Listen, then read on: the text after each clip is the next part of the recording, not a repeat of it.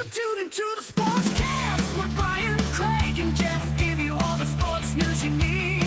We give you outspoken thoughts about all the headlines. We talk baseball, football, hockey, and more. No matter the topic, we cover it.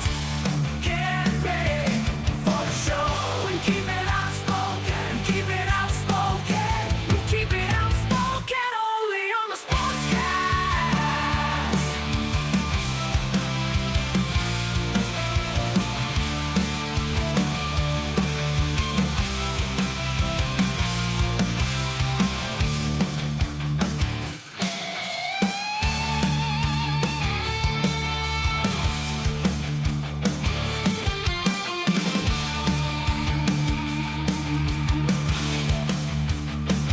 Tune into the Sportscast with Brian, Craig, and Jeff. Give you all the sports news you need.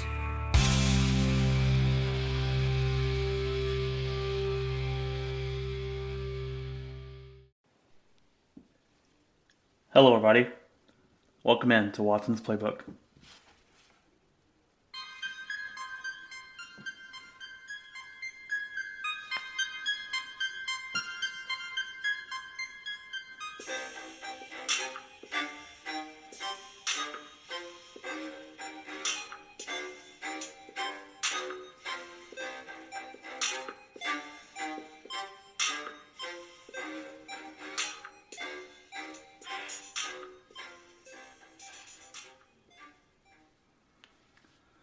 All right, everybody, welcome in, welcome in. It's been quite a while. I did the other podcast with my buddy Jeff, so I let that fill in kind of for last week. But I am back again to talk about the NFL draft. And let me tell you what an interesting, first of all, let's talk, the interesting part about the draft was obviously it was virtual, due to the coronavirus and all that stuff.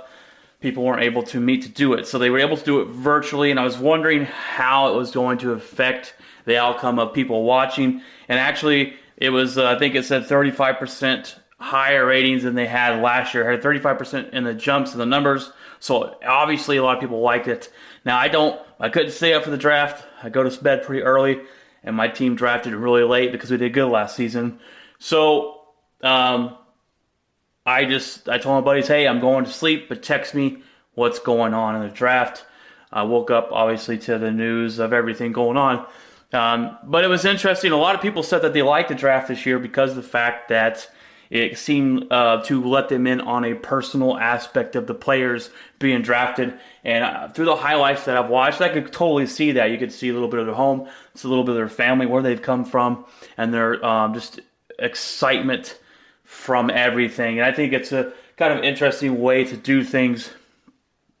So maybe we see some different things like that in the future, or maybe not the first round.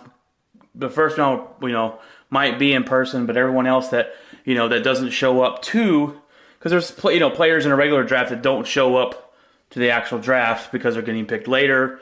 They don't know if they're getting picked, but it'd be cool to kind of bring the aspect into it. If you're going to get picked day 2 or day 3, you can still have that kind of like a Zoomy feel where they're having a meeting online. So just kind of interesting to see where they might take this and go somewhere with it. So obviously, looking at the draft, hope your team did good, unless you're in my division. Then I hope your team did bad. But obviously, Joe Burrow goes number 1 to the Cincinnati Bengals. I think this was everybody's on everyone's draft board that Joe Burrow is the best quarterback. The Cincinnati Bengals need a quarterback, and when you're that high up, you take a quarterback. And they picked Joe Burrow. I think he was the best quarterback in college football last season. Now, the biggest thing was, who was better, Joe Burrow or Tua? And I'm not going to try to pronounce the last name, so don't even get to me to try. But Tua, and a lot of people had Tua until he kept getting injured, having all the surgeries, and that was the biggest question mark for him. But what I've seen from Joe Burrow last season with LSU, not only did they go and win the national championship, it's the way they did it. They faced the hardest schedule in college. They faced top 10 teams after top 10 teams and continued to beat them and beat them and beat them. I was really locked into the season last year. I think Joe Burrow going into the season, because of Tua's health issues, is the right pick for the number 1 pick. Next, the Washington Redskins and Chase Young. Pick Chase Young. He is, some have had him as the best player in the draft. It's not a quarterback. And I probably would agree. He's a beast. He's coming out, probably projected to be like Bosa that came out last year that plays for San Francisco. And his brother in LA is really good as well. He's going to be a beast out in Washington. They're going to have a really good defensive line this year. I was kind of iffy on this pick, not on the pick, but on where Washington might go with this draft. They got a new, they drafted a new quarterback last year. Head coach gets canned. New coach comes in, Ron Rivera, a respectable coach. Maybe can turn this organization around. So it's a horribly ran organization. But I was wondering if you might want to draft a quarterback and kind of have his own say in what it's going to be. But he likes the quarterbacks they got there. They did bring in Allen from Carolina, which he's used to. He knows the system already.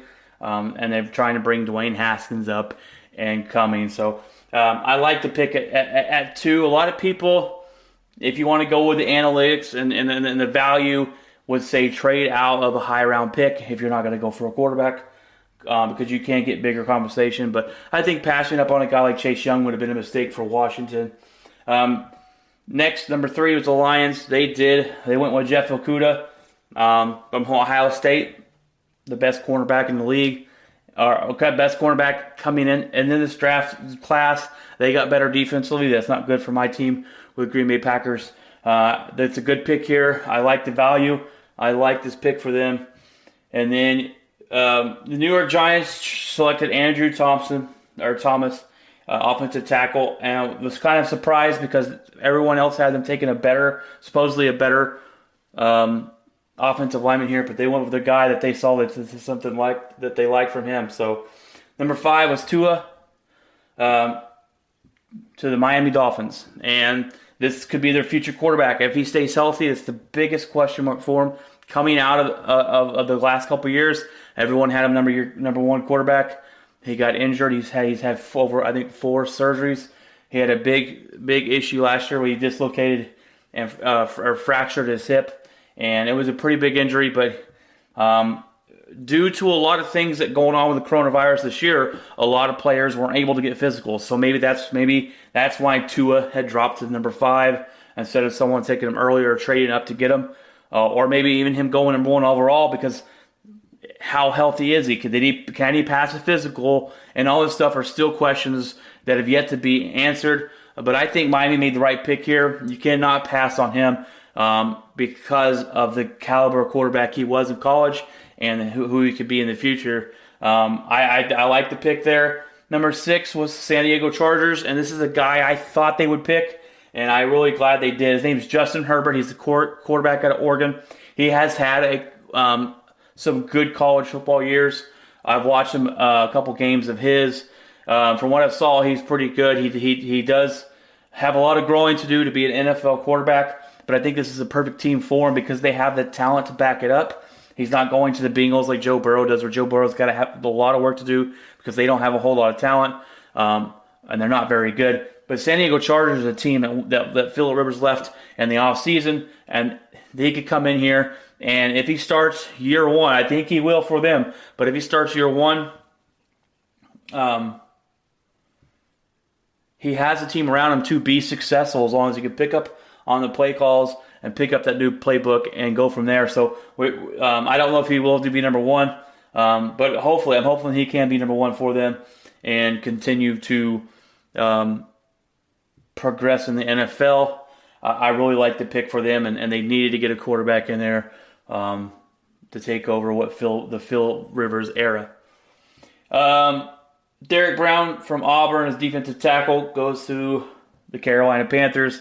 Help out that defense a little bit there with a new coach and everything. I'm interested to see what they're going to do. They signed Teddy Bridgewater in the offseason, and so they got the quarterback.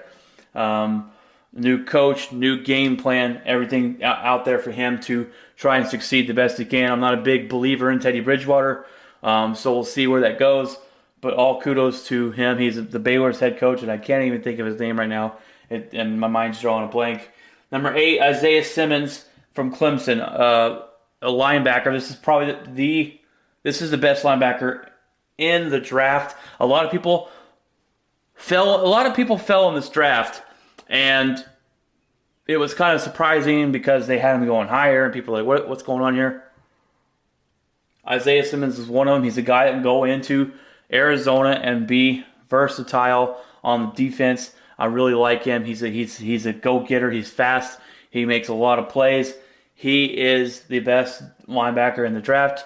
Let's see what he can do out there on the defense in Arizona to help out that offense that looks pretty good. So I'm interested to see how good the Arizona Cardinals are going to be this year. I'm not talking about they're going to go to the Super Bowl. They could probably, jump up to 8-8, maybe 9-7, maybe, depending on how they play. But I like them to be better than last year, and to see where the rookie quarterback last year, see what him progress. The new coach, Kingsbury, see what they can do. And Kyle Murray there, the quarterback, and he's got the offensive weapons. They like to throw the ball with Kingsbury's offense, and now they just added a great defensive piece to their team. Another great defensive piece, C.J. Henderson from Florida the quarterback goes to the Jacksonville Jaguars to help their defense there in Jacksonville, but I think there's a lot more that needs to go on there in Jacksonville for them to be any good. Offensive tackle to the Browns, not very exciting. When your team has a high pick and they pick a tackle or an offensive lineman, it's not very exciting, right? You're not like, oh my gosh, yes. But it is a very important part of the game. So kudos to them to getting a guy that can step in. Jedrick Willis Jr. from Alabama can step in, start day one, and be a good pass blocker and run blocker for them to keep Baker Mayfield from running like his head's cut off. I can't not talk today. To keep Baker Mayfield running like he's got his head cut off like a chicken. If your quarterback doesn't have protection, you're not going to be very good. Now, I'm going to stop there because I'll just go through the top 10. I'm going to go through some other interesting picks. To me, the Raiders missed here, and I think they missed. As you can see in the top 10, not one wide receiver went, and there were some good wide receivers in this draft. The Raiders picked Henry Ruggs III. Now, Henry Ruggs is a good wide receiver, don't get me wrong. He's very fast. He has his explosiveness. He can play. He's good in the slot. He's very, very fast. His hands are the question mark. He drops a lot of balls. They should have picked CeeDee Lamb. That's the best wide receiver in the league. Or Jerry Jeudy. I keep saying league in the draft. Or Jerry Jeudy, second best in the draft. And then Henry Ruggs was a drop below in the third tier there, or the third, in my opinion. They go with Henry Ruggs. I guess they see something that fits their offense better. Tampa Bay takes a offensive tackle to protect Tom Brady. And then Javon Kinlaw goes to the 49ers to help that defense. And then Jerry Jeudy goes to the Denver Broncos at number 15. And Jerry Jeudy is a guy that they wanted first-round pick. And it works out really well for them because they didn't even have to move to get him. When the top 10 went through and no one picked a wide receiver, they had to be thinking, man, we're going to be able to get Jerry Jeudy where we want him. They could have got CeeDee Lamb. They've decided Jerry Jeudy. I think it's a better fit for them because they do have what's his name? They do have I can't think of his name. They do have a guy though that is their main wide receiver that goes outside and plays good on the outside. Jerry Jeudy can come in and he can play outside, but he's also very good in the slot. Courtland Sutton is the name I'm looking for. I can't think of names today. Courtland Sutton is the guy there that's really good football player. He's starting to be a really good wide receiver for them. He's the number one wide receiver. Jerry Jeudy's going to step in, help this offense out with the new quarterback. You saw him for a little bit last year, who played pretty good. I think they're going in the right direction with this offense, and this defense has always been pretty good for the Denver Broncos. We'll see what can happen there. And they have Corey Lindsey, and then they signed Melvin Gordon over the offseason to help as well. So I like the Denver Broncos to be better this year. I had them to be better than they were last year, and I was surprised. I don't know. I think it was the year before I had them be better. And then they got Joe Flacco, and I said, man, Joe Flacco is absolute garbage. And so I was like, yeah, they're going to be bad. And my buddy kept on. My buddy's a big my buddy Jeff, who came on last Saturday to talk about the PS5, is a big Bronco fan. I kept telling him Joe Flacco is garbage. And he's like, well, I don't know. We'll see. But yeah, Joe Flacco is complete garbage. So it drops to number 17. The Dallas Cowboys select CeeDee Lamb. And this gets me quite irritated because I live in Texas, but I'm a Green Bay Packers fan. So I got to hear all the Cowboy fans jumping up and down. We got CeeDee Lamb. Oh my gosh, to pair up with Amari Cooper, and this offense already has explosive weapons. So all I got to tell you Cowboy fans is, first of all, you lucked into this pick. Second of all, if Dak Prescott can't win with this offense, then he's not your quarterback. So you might be able to answer that question this season. I'm going to go ahead and go all the way down here. The Eagles take Jalen Reagor, a good wide receiver out of TCU, a guy that's going to probably be their number one wide receiver before too long on that team. They don't have a whole lot of great wide receivers. They did do quite a bit this free agency, though, of stepping in and getting some guys. So we'll see. He's a good young rookie. If he can step into that number one spot, number two, maybe he'll probably be number three this year starting out. The Vikings, this really made me mad. They jumped up and got LSU's wide receiver Justin Jefferson, so they replaced Diggs that went to Buffalo. Now he's not going to be coming in, and he's not going to replace him right away, but he will have a bigger impact than most people think. I think this is a wide receiver he finds a way to make plays. He made plays with Joe Burrow. He'll make plays with Minnesota, and they got another guy that Green Bay has to watch for on the outside. So it really frustrated me. So going on down the list, Green Bay had the number 30th pick. Turns out we moved up in the draft, and I'm going to start getting into the Green Bay draft right now.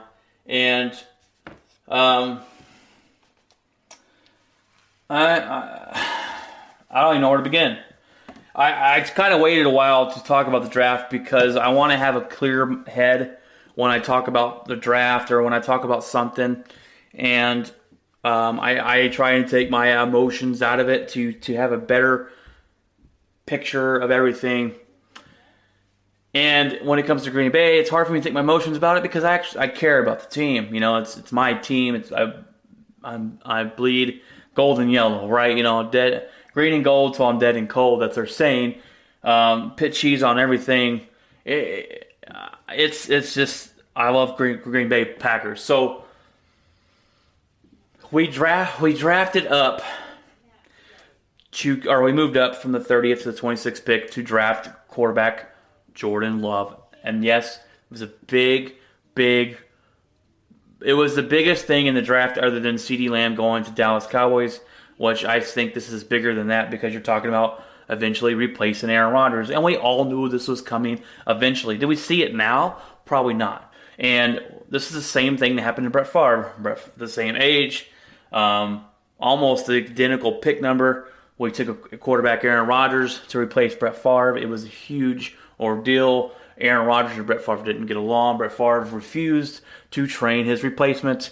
And now Jordan Love steps in to eventually replace Aaron Rodgers. When will that be? Speculation. We don't know. We know Aaron Rodgers has 4 years left on his contract. Well, let me hold off on that. Let me hold off on that right now because I want to talk draft here, and I'll get back into this quarterback conversation or controversy, if you want to call it a controversy in Green Bay. We'll go back into that in just a little bit. So everyone was pissed. A lot of people were pissed that they drafted up and they took a quarterback when they had a pretty good linebacker there. They could have took that would have helped them. They all sorts of players that they could have took. or they could have got a wide receiver. This is a fully loaded wide receiver class, and we did not get a single wide receiver. And that's one of the biggest things that a lot of people said we needed. I jumped into last season with the mindset of being optimistic about our wide receiver crew. I said, look, we got Devontae Adams. He's obviously one of the best in the league. No problem there. Him and Aaron Rodgers has a connection like white on rice, like bread on butter, all right? So you look at that. That was good. We signed Jimmy Graham. Who? Jimmy Graham's going to step up this season, play really good for us, right? Wrong. I was wrong. Jimmy Graham absolutely was actually trash. We have MVS as a guy coming off a pretty decent year. He's going to step up this season. Geronimo Allison's going to be great. He's a guy that's a big deep ball threat. He's fast. He's quick. Then you got Jake Kumerow, who stepped in last season. He did really good in preseason. Got injured was out for the whole year. He had the chemistry going again. We are going to be good. St. Brown breaks his ankle. He's out the whole year. Well, that's kind of crappy, but we still got other players.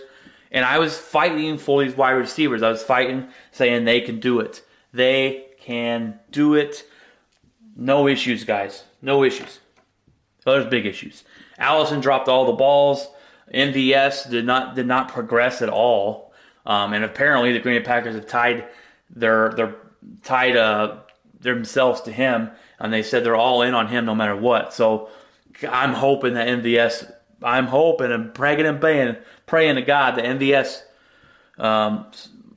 steps up to big this season, and they're going to be pushing him to do so. If not, they need to go ahead and pull that plug, because he did not progress at all last season. He had almost identical numbers, I believe, to the year before.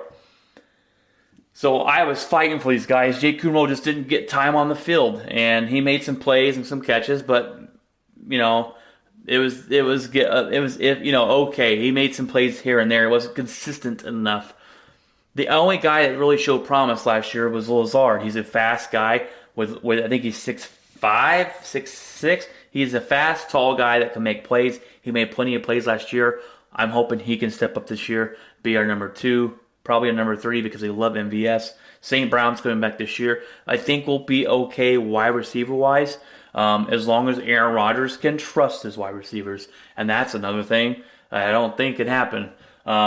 So I got some issues going on. I got to get out here. So they move up. They draft Jordan Love out of Utah State. And he was the 4th ranked quarterback, so we got him where we wanted him, right? He was the 4th quarterback on the list. Some people said he would have been there in the 2nd. He wouldn't have been there down that low in the 2nd. We would not have got him that far down low. We may have moved up and got him. I don't know who they thought was going to move up in front of us and get him. But that's the iffy thing too, is why did we move up 4 spots to get him? We gave up a 4th round pick, did not have one this season, or this draft. So Jordan Love is a guy that can show he has the talent, he has the arm to make a lot of throws.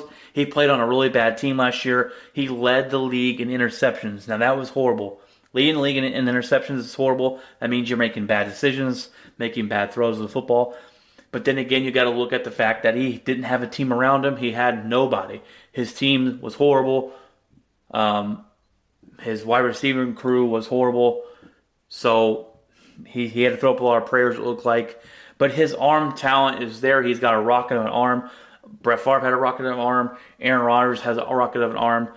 Jordan Love has a rocket of an arm. And I'm hoping this guy can come in and replace Aaron Rodgers when it's time for Aaron Rodgers to leave.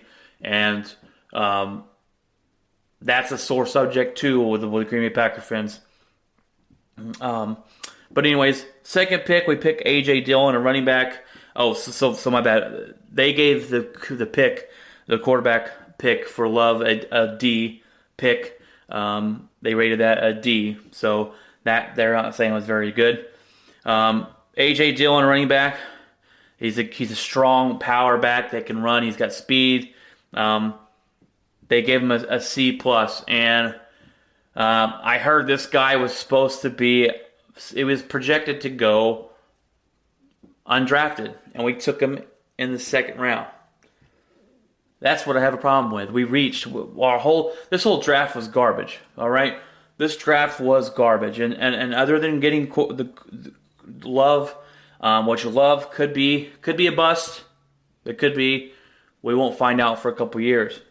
We picked up our third round pick was DeGuara, a tight end. They got him a C minus. He's a guy that's fast. He's kind of small for a tight end, but he can open up the passing game. We'll see if that works out. We got rid of crappy Jimmy Graham. He went to the Bears. I laughed when they made that pick. When they decided to sign him for all that money. That was great. So hopefully DeGuara can come in and can maybe do something, but Jay Sternberger is going to be the guy. I actually think Jay Sternberger is going to be one of the best tight ends in the league in the next couple years. I think he's going to really step his foot in this offense this year and be really good. Then we got Kamal Martin, linebacker. They gave that a D+. As you can see, the trend. D's and C's. This doesn't look very good for Green Bay. It's only time will tell. I do know I'm not naive enough to know these grades are going to be up. That's the way they're going to be. They could be something, but a lot of times you miss in the draft. So he's a guy. It's a versatile linebacker, but he's been injury prone. So we'll see if he even works out. And then we drafted an offensive lineman, Runyon. That was a B, actually, the first B grade we got in the draft. He's a guy that could come in, and he could I actually do like this pick and the value here of it. He could come in and be a guy that can be a staple point on offensive line. Jake Hansen was a C+.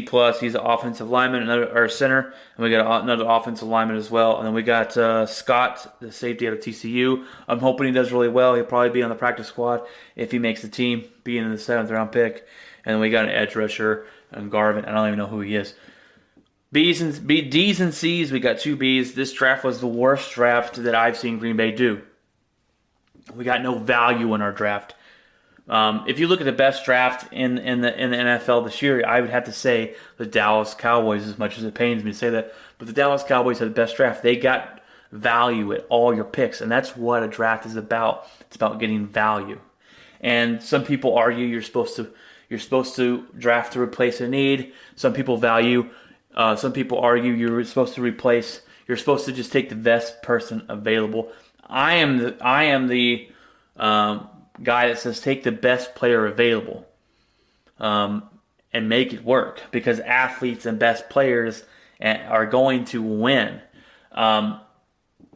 So the Cowboys, though, they seem to get both. They got the best person available and filled a need. And if you can get both of them, you definitely go for it. The Cowboys are really good in the draft. We had the worst graded draft in the NFL. That's how bad it was. I'm not just over-exaggerating. You guys might think I'm over-exaggerating and being just crazy. No. I've never seen this bad of a draft from Green Bay. Now I'm not trying to kill Goot, our general manager. I'm not trying to kill him, all right? I've liked what he's done in previous drafts. Now people are going to look back at some people call Gary a bust already, and it's way too early to call him a bust after 1 year.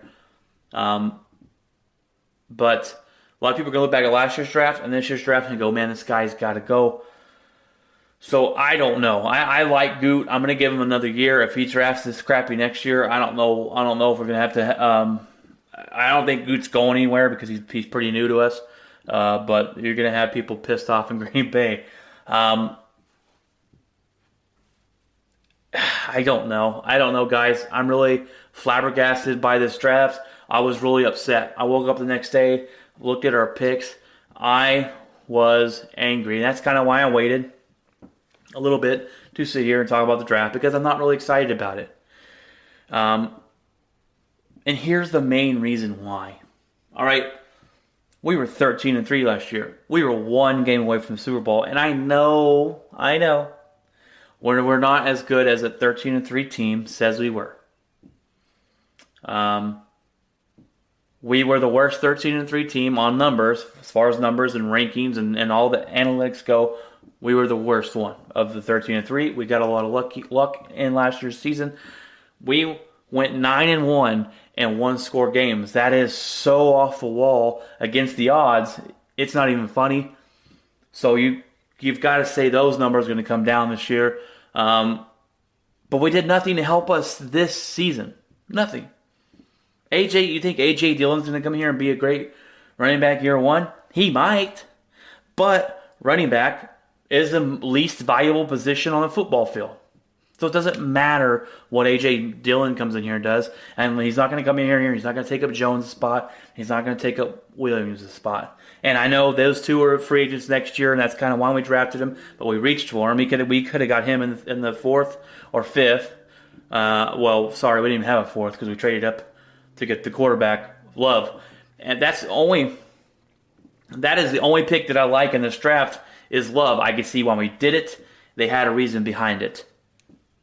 Other than that, I think the rest of it is complete garbage. And the reason why Love pick is going to be hard to tell, and I can't completely fall in love with it. Get what I did there? See? I can't completely fall in love with it. It's because we won't know for a couple years. Maybe even 4. Now, don't get me wrong. There's no way they sit him for 4 years. If Green Bay sits Love for 4 years, I might have a brain aneurysm. Just thinking about that. And I'll tell you why it would be a stupid idea. Here's the way you win in the NFL. You get a good quarterback on a low contract because he's a rookie. And the rookie quarterbacks, they have 5 years. You have 5 years with them. You have a 5-year window where you can get him to where he needs to be. Hopefully sooner than later. You hopefully drafted him high in the draft. Took a first-round pick on him. And where he's going to be good enough to lead your team. And then when your quarterback has got such a cheap value, because we all know the good quarterbacks get paid a lot of money. When your quarterback has such cheap value, you take that money that you're not paying on your quarterback because he's a rookie for 5 seasons. You build a team around him. And you spend that money elsewhere. That is the smart way to do things. That is the way analytics, and I'm not all analytics, but I do believe analytics work. That is the way that it should be done. And the Cowboys are about to find out with Dak Prescott, right? They had a big player walk away, Byron Jones, because they couldn't pay him. They still haven't had a contract done with Dak Prescott, and they won't get done one this year. He will go and play on the franchise tag for $33 million. And that's smart for Dak Prescott to do. That's for a whole nother episode. But they're gonna. Here's what the analytics say. If your quarterback takes up more than I think 16% of your cap, you don't win Super Bowls. The only quarterback to do it, and the only one, his name is Peyton Manning. So is your quarterback Peyton Manning? I doubt it. Aaron Rodgers got paid big. Green Bay hasn't won. We haven't been able to put players around him. People say you've done nothing for him on the offensive side of the football, which is kind of correct. Is that due to money? Is that due to Ted Thompson screwing this team over for a long time? Is that for him not giving us any talent to work with? It goes all in the bucket. But if your quarterback takes up that much of the cap, it is hard to put players around him to win. This is a team game, and you need players like that to win unless you have an elite quarterback, unless you have a Mahomes, unless you have a Tom Brady, unless you have a, Aaron Rodgers did do it, but it was when we had a top 10 defense and we had some players around us. But then again, he wasn't making a lot of money. So all that being said, Jordan Love would have 5 years. Well, if they let him sit for 4, you got 1 year to figure out if he's your quarterback. You have 1 year to figure out if he's going to be the guy to lead you to the future of the Green Bay Packers to the promised land. And that's it. You have 1 season. Dak Prescott this is his 5th year, 4th year, whatever in the league. I don't know what they sign. Usually you sign a 5-year. Maybe they sign, this is his 4th or 5th year. And they still don't know if he's their franchise quarterback. They'll tell you he's his franchise quarterback, but they don't want to cough up that money and pay him. That's why the deal hasn't been done yet. So we'll have 1 year to figure that out. That is not enough time. And then then the next season, you're either going to have to pay him a big contract to be the leader of the team, or you're going to have to let him go.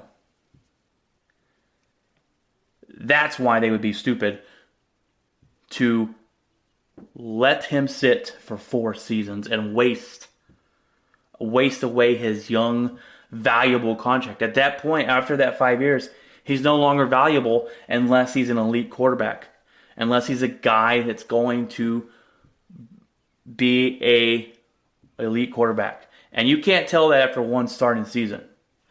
Now, Jordan Love, it did come into the perfect situation as far as learning behind one of the best to ever play the game in Aaron Rodgers.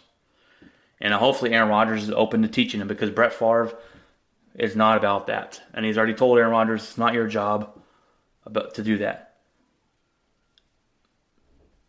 So Jordan Love will not sit for 4 years. And what I'm telling you, Packer fans, is to embrace for Aaron Rodgers to be, I think Aaron Rodgers is out after 2, maybe 3. They will not cut or get rid of Aaron Rodgers before 2 years, because if they do, it'll automatically have the biggest cap hit of $46 million, and it'll be the biggest in NFL history. They're not going to do that. They can't move on from Aaron Rodgers. They can't trade Aaron Rodgers. They can't cut Aaron Rodgers. They can't do anything with Aaron Rodgers until after 2 years. After 2 years, it's all up in the air, and I think they will trade Aaron Rodgers. And I do think that people are blowing everything out of the water with this. He hates his coach hates him. He's a douchebag. Whatever you want to call it. Arrogant. I don't care. People are blowing it out of the water, but where there's smoke, there's fire, and there's been a lot of smoke. So I can't say all those. I can't sit here and say all those things are all false. Now I do think they're blowing out of the water, and a lot of people are just looking for a story to spin. But I do think Aaron Rodgers is tired of taking the team on his back because they've given him no help. And Green Bay, as Green Bay fans, you have nothing to be mad about Aaron Rodgers for. He's put the team on his back. You've given him talent. 1 year, and they did with the top 10 defense in the league, and they won the Super Bowl. After that, they've had crappy defenses. Every offensive playoffs that we've lost, the team's given up 30-plus points. Go look at Aaron Rodgers' playoff losses. We've given up over 30 points in every single one of them. Every single one of them. But I do think Aaron Rodgers, we all know Aaron Rodgers is on the decline. If you can't see that Aaron Rodgers is on the decline, then you are sadly mistaken and you're drinking that Kool-Aid. He is a good quarterback, don't get me wrong. He can still make those great throws. He does have a lot of issues, though. He has trust issues. Doesn't trust his wide receivers. He throws the ball way too much. He holds on to the ball too long and takes sacks. People say, oh man, your offensive line sucks. Top 10 offensive line last year. Well, Aaron Rodgers gets sacked a lot. That's because he holds on to the ball too long. Go watch his games. It is mind-blowing how long he hold on to the football and take a sack, because he doesn't throw it. He doesn't trust his wide receivers. He's too worried about his touchdown interception ratio going down. He had a QBR of 20th in the league last year. You can't tell me that's a fantastic elite quarterback, because it's not. Look at the numbers. Yeah, I'm going to break it down for you. The only thing that Aaron Rodgers does elite anymore in the league is not turn over the football. That is a true statement. You don't have to like it. You don't have to love it. You might think I'm an Aaron Rodgers hater. I love Aaron Rodgers. I'm rep his jersey. I have a picture. No, actually, I don't have a picture of him. I had Brett Favre picture up on the wall. But I like Aaron Rodgers. I'm grateful for what he's done for us. But that is a true fact. The only thing that Aaron Rodgers does elite anymore is not turn over the football. And that's a good thing. But when you're not turning over the football because you're not taking chances, you're not being aggressive, that's not a good thing. When you're not trusting your wide receivers, that's not a good thing. When you'd rather hold the ball and take a sack instead of throw it up and hope that your wide receiver gets it, that's not a good thing sometimes. Sometimes it's okay to throw an interception or two. Jameis Winston, I'm one of the few that probably like Jameis Winston. I don't like the fact that he had 30 interceptions. I like his aggressiveness with the football. Aaron Rodgers is not aggressive with the football much that I've seen the last couple of years. His injuries have changed him, I think, a little bit. But Green Bay, I think, and this is my honest opinion. You might give it a hot take. You might call me crazy. I think Green Bay is moving on from Aaron Rodgers after 2 seasons. If Love pans out. Now, if Love comes in and he does so bad he can't pick up anything, then they will keep Aaron Rodgers here. And maybe it takes a third year. But I do not foresee Green Bay sitting their first-round draft pick, their quarterback Love, for 4 seasons. 4 years is way, way, way, way, way, way too long. That would be, I would have a brain aneurysm. I'm telling you, that would make no sense at all to sit your quarterback Love for 4 years. So Green Bay's moved on from Brett Favre. They will move on from Aaron Rodgers. Hopefully, it's a better divorce than what Brett Favre was. And trust me, at that time, I was mad. Why aren't we getting rid of Brett Favre? He's a legend. What are you doing? I let my emotions play more into it because Brett Favre is my favorite player of all time. And he's the guy that got me to be a Green Bay Packer fan. So that being said, I was really angry when they let him go. And a lot of people were mad at Brett. You can't be mad at Brett Favre. Are you kidding me? Brett Favre decided he wanted to come back to play. Y'all said no. And he went to play. And yeah, he went to play for Minnesota. But I don't care. He had his choice to go wherever he wanted. And he went to Minnesota because he wanted to win a championship. And he came pretty close. He was 1 game away. So Green Bay will move on from Aaron Rodgers. And we can only be lucky enough to hope that quarterback Jordan Love, can be the guy to step in and be a good quarterback. So I hope it works out. I don't know, and that's the problem with this draft. They've done nothing to help this year. We were 1 game away from the Super Bowl, and they've done nothing to help us this season. They've done nothing to say, hey, what do we need to get better at? Let's go out and get better at it. They did nothing. We did sign a couple guys in free agency. No one spectacular. We signed a guy in the linebacker spot, Kirksey, from the Browns, I believe. He's been injury prone. I don't expect a lot out of him. Hopefully, I'm wrong. Hopefully, this draft turns out to be kick butt, and they come in here and they say, "I don't care about the grades I got. I'm going to whoop someone's butt. I'm going to win football games." And I hope I'm wrong. But I have the Green Bay Packers. I have them going 9-7 or 8-8 this year. I do not see us winning the division. I do not see us making the playoffs. We might make a wild card at 9-7, but it's going to be difficult. But even though they are adding another wild card spot, I just don't see it this season. This draft was garbage. Aaron Rodgers will regress a little bit more. We won't go 9-1 in one score games. Our defense was ranked 18th last year. Our wide receivers continue to let us down. I'm just doom and gloom with the Green Bay Packers.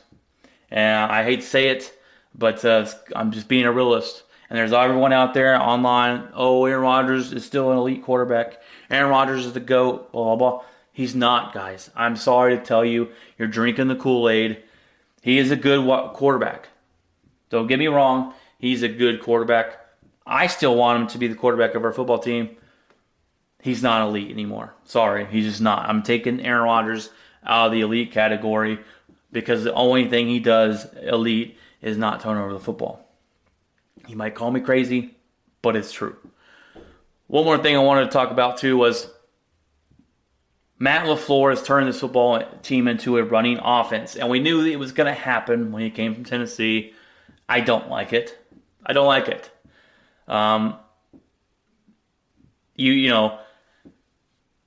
This is a pass-first league now. And if you're going back to a run-first team, you're behind the 8 ball. You're moving backwards in this, I think, and I don't like it one bit. Now, people are going to be like, well, man, you're an idiot. Running the football is going to open up the passing game for Aaron Rodgers. Well, we already do play-action pass, right? And play-action pass does work. But people still believe that you have to have a good running back or a good running game to have your play-action work, and that is false. The analytics and the numbers prove it doesn't matter what your running back is doing that game. play action pass works. It works. We should be doing it more. It doesn't matter if our running back has a good game or not. The analytics prove it. That was the old thought, old theory. You're living in the 80s and 90s.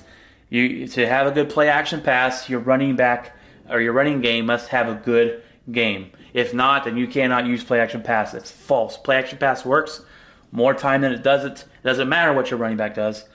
So don't sit here and tell me that the running game is going to open up Aaron Rodgers throwing the ball. And I get it. It will a little bit.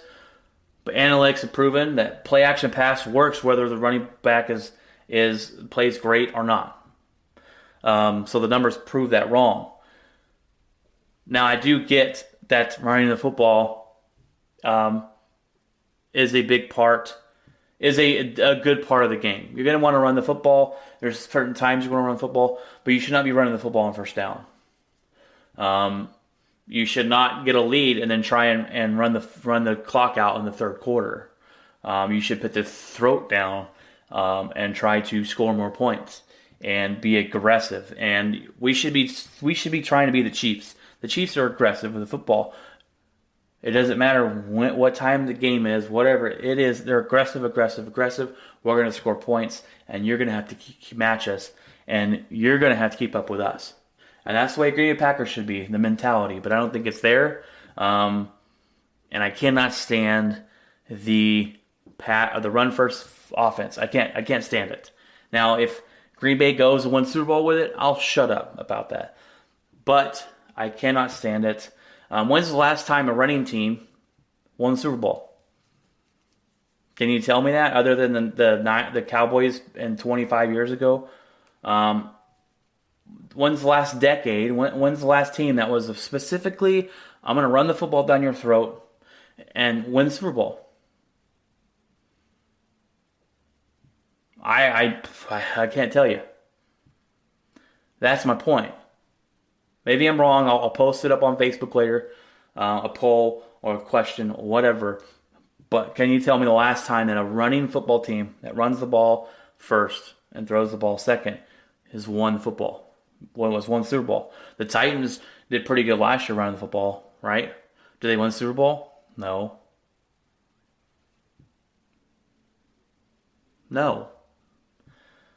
What won the Super Bowl? Kansas City won the Super Bowl, right? They won the Super Bowl being aggressive, throwing the football, play action passes, a good wide receiver, and they had a pretty good defense, right? That's when you Super Bowl. Oh, and trust me, they have the best quarterback in the league. That also helps. All right, guys, that's enough for my football talk here. Enough for the draft. I think Green Bay's draft was garbage, just like I said. I think Aaron Rodgers will be out of Green Bay 2 to 3 years. And, yeah, that's going on for there. The only thing else going on in my life right now is we are saving up to buy our first house. So that's super, I want to say exciting. And it is exciting because we found the house we like. We found where we want to live. So it's just about getting my numbers, my credit score where I want to be, saving money. So right now we're pinching pennies and saving every little penny we can. I'm picking up extra hours at work so we can save for a house. So wish us luck with that. It's a very frustrating process as well, and it can be annoying. So I'm hoping that works out really well for us. I'm hoping we're able to get the house that we want on the lot we want and be able to get the kids in school we want to get them into. So that's what's going on here. We are quarantining at home still with the kiddos, doing the Zoom calls. I'm pretty sure like most parents are, and all that jazz. But that's what's going on. I wanted to get on here, talk a little bit about the draft, talk about Green Bay Packers sucking in the draft this year. And I hope you guys can remember to stop and remember the good things in life, the little things in life. John Krasinski is actually doing something really great right now. I think it's on episode 8. It's called Some Good News, SGN. He comes on and gives all the good news that's going on. Not all of the good news, but most of the good news in the world during this time when we need it. So go check that out on YouTube. But stop and remember the little things. Feel free to message me at my email address, B2, the number 2, TheWats at gmail.com, B to the Watts at gmail.com. You can email me anything you want, any questions you have. You can email me your My Goliath story, a story about overcoming your trials in life. What we do is we share that on My Goliath Facebook page. Actually, there's a website, but you go to my Goliath Facebook page, you can get on there and go to the actual Facebook or actual website. And my story's up. My brother-in-law's story's up. We're trying to get more stories. It's supposed to be an inspirational thing for people to go on there and be able to read these stories and be uplifted by the struggle that they might share, whether it be depression, overcoming suicidal thoughts, overcoming loss. Mine was overcoming loss. Go take a look, please. And if you have a story you want to share, feel free to share with us. Feel free to share with me. You can message me on Watson's Playbook Facebook page. You can email me at the letter B, the number 2, the Watts, THEWATS at gmail.com. God bless you guys. Y'all stay safe.